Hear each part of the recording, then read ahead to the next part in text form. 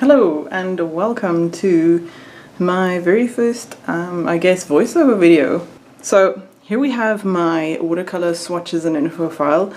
This is a very useful habit that I have picked up via sort of just, I don't know, browsing YouTube, looking up watercolor tutorials online. A lot of people seem to have a book like this or a file like this, especially if you work with a lot of different brands of watercolor. I believe this is very useful because one brand's ultramarine is not going to look like a different brand's ultramarine. The most recent example I have is the burnt sienna of, I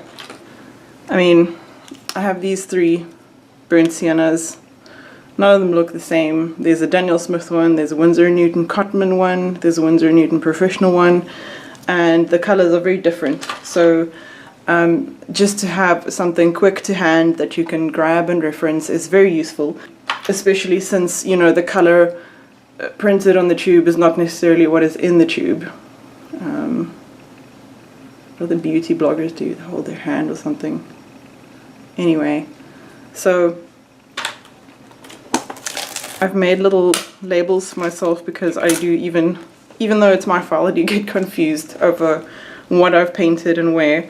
So first up is my Daniel Smith Swatch collection. This is actually the collection that made me start this file because I painted some dot sheets and realized quickly that I'm gonna have to put this somewhere to store it for reference because this is very useful, but it'll get ruined if it just lies around in my studio all day.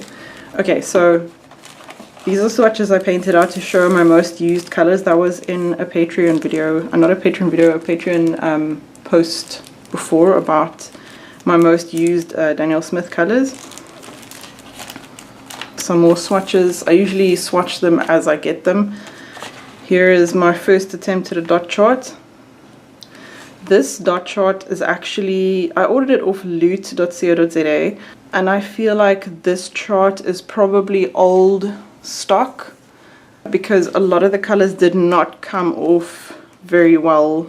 I had some trouble lifting them, and when I got a replacement from a very nice Daniel Smith representative, the new dot chart, which I've started painting but not finished yet, the colors are a lot more liftable, they're a lot softer, you know, they feel fresher and the colors are nice. So, but I mean, this is still this was still really nice and a really good way to see what colors are available in the range.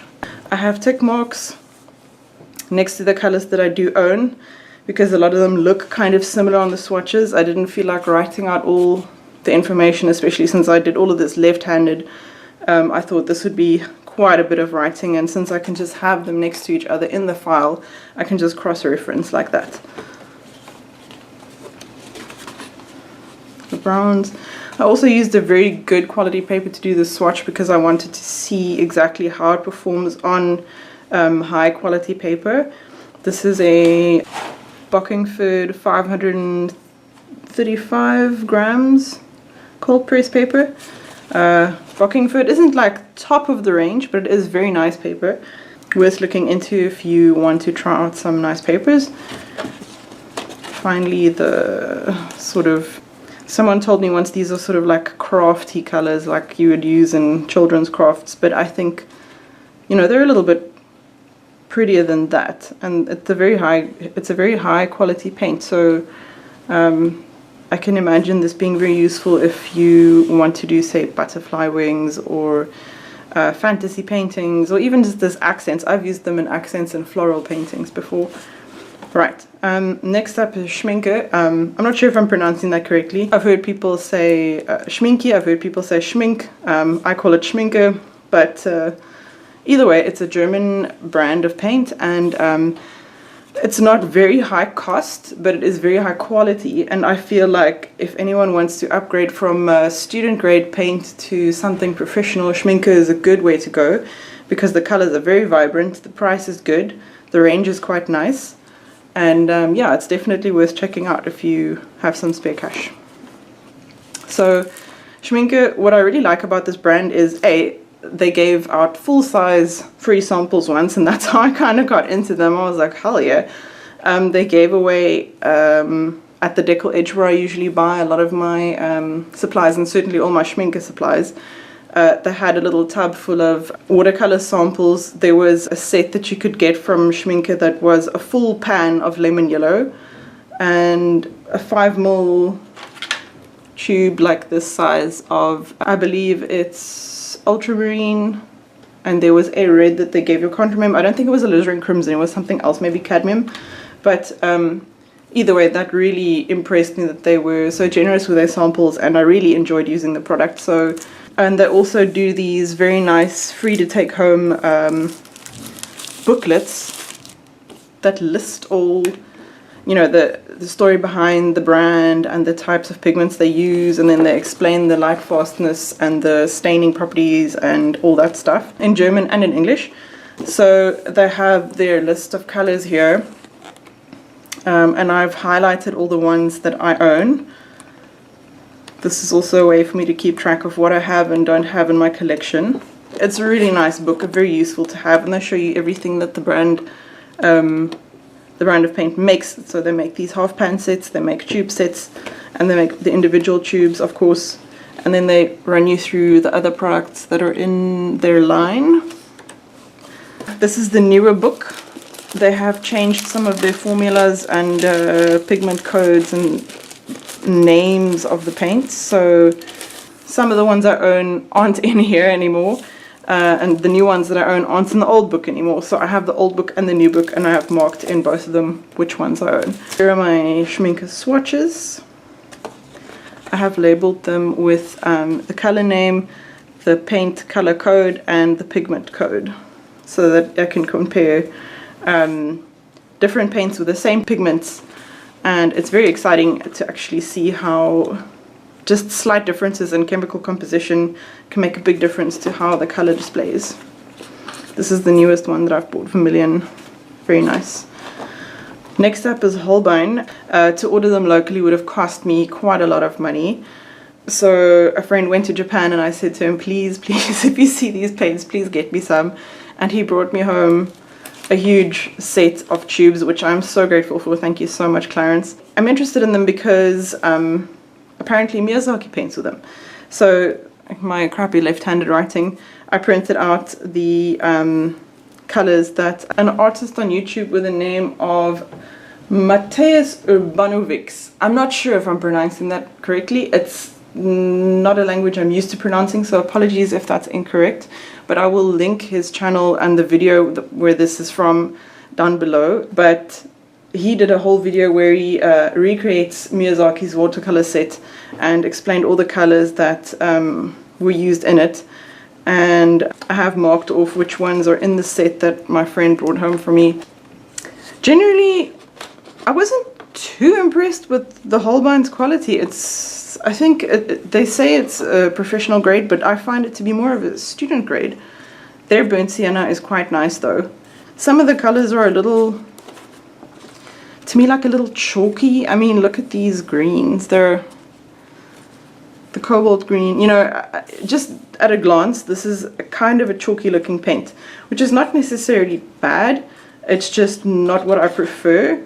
And I will definitely use them for specific applications, but for transparent layering style painting, I'd rather give these a skip and use something like Daniel Smith or Schminke. Still, there are some nice colors in the set, and I definitely want to try and do some Miyazaki studies maybe, and try and emulate his painting style. Here is my opacity test, transparency test. You can see a lot of them showed up as a little bit chalky over the black. So Fine-Tech is also German made, I believe. It's a very sparkly paint containing mica. Let me just get one of my palettes to show you. Here it is. It's really beautiful. It's very, very densely pigmented. A little goes a very long way. I got into this because I wanted to do calligraphy with metallic paint or metallic ink, and I couldn't find anything that was sufficiently sparkly. The only thing that comes close is this Winsor & Newton gold ink, but generally I prefer the Fine-Techs. It's a little bit bit of a pain to, you know, mix the paint every time and then load it onto your dipping nib and use it that way, but it really does have a beautiful sparkle.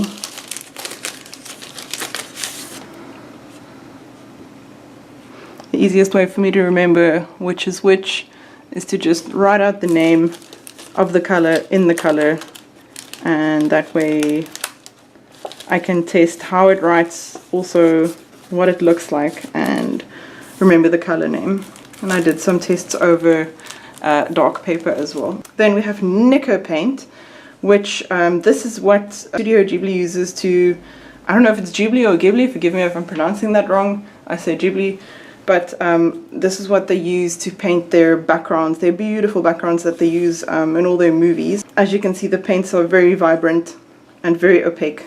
These are closer to gouache than watercolor. They are poster paint. I believe there is a difference between poster paint and gouache. I think poster paint might be slightly thicker and slightly more opaque, but I'm not exactly sure. But this is a new one for me because I'm very used to watercolors. So it's very difficult to work with these after you're used to watercolors, because with gouache and poster paint, as the color dries, it changes. It'll typically start, some of them start off lighter and dry down darker. Some of them start dark and dry down light. It's very difficult to predict which is which if you don't have a lot of experience. So one of the best pieces of advice that someone gave me about these paints is to mix a whole bunch of the color that you want to use, and make sure you have enough, because if you have to remix it, if you compare the wet to the dry, you're never going to be able to mix the same color because it looks completely different as it dries. So yeah, just something to keep in mind. I ordered a set of Jade Pens and ordered a couple of tubes extra. Quite impressed with how beautiful and vibrant these colors are, and I have been yeah, I don't have them with me right now, but I do have a couple of test things that I painted with it, and it's very nice. Just it takes a lot of getting used to for someone who's used to watercolor. Right, then my Cartmans. These are where I actually rediscovered my love of watercolors. I used to work with a very cheap little student grade set back in my teens, and I used to love it, and then somehow moved away from watercolor onto tempera and digital art and, you know, charcoal, pencil, ink, that kind of thing. But after I graduated from art school, I decided I want to try watercolors again. Got some Cartmans. It's Winsor & Newton's student grade range, very decently priced. You get 8 mils for quite cheap. I mean, obviously the light fastness and the vibrancy is not as good as a professional grade paint, but it's still very, very nice. Decent range, not a huge range, but you know, you can pretty much mix whatever you need. I also particularly like the Cartman Burnt Sienna, and I have been looking for something very similar. The Holbein one comes close. I got the professional Winsor & Newton one, hoping that it would use the same formula, and to be honest, it's very close, but the professional one seems to have a bit of pigment fallout, if I can call it that. It's pretty cool, and it's a really nice color, but I was hoping for more of a uniform kind of sort of dye-like consistency. But I mean, when you use it practically in a painting, the way that I use it, it's not going to make such a big difference, and knowing that the professional one will last longer and look better in the long run will make me choose this one over the Cartman. And as you can see, there are salt blooms on a lot of these because I use so much salt in my work that sometimes when I paint swatches, I just decide I might as well put salt on to see how it blooms. And as you can see, different colors bloom differently. Some of them don't do anything with salt really, and some of them, like the Payne's Grey and the Cartman, really blooms a lot, and the Lamp Black.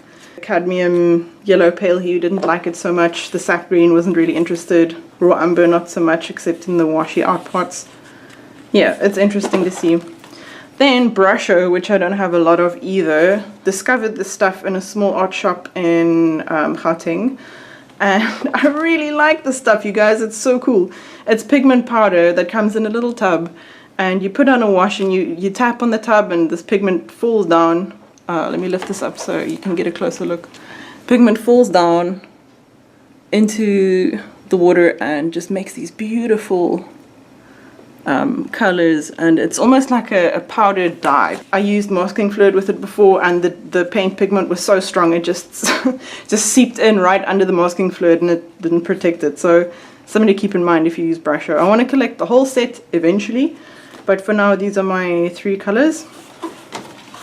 Then Molotov, the only thing I use from them is the masking fluid markers. And this is my test of the 4mm versus the 2mm marker, the pump markers. Very, very, very cool, life-changing device. Honestly, this is the best way to apply masking fluid in detail areas that I've ever encountered. Then my little baby Winsor Newton Professional Collection, Perylene Violet and Burnt Sienna are the only 2 I have right now. But I am extremely impressed with the vibrancy of the paints. So I will probably collect more when I can. And that is my entire collection so far. Obviously, I hope to add more brands. There are some brands that aren't very easy to get in South Africa. I have ordered some Sennelier off Loot.co.za. There's White Knights that I believe Deckle Edge now stocks. But I will definitely be adding to this file. Might need to get a bigger file because this is already pretty thick, but it's filling up fast. So I hope you enjoyed that.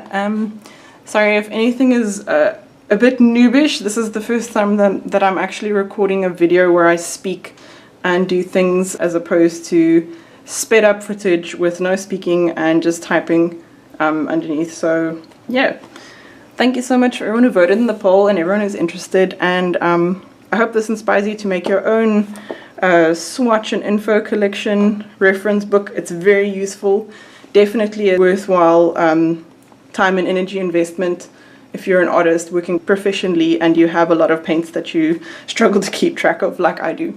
Thanks guys, bye!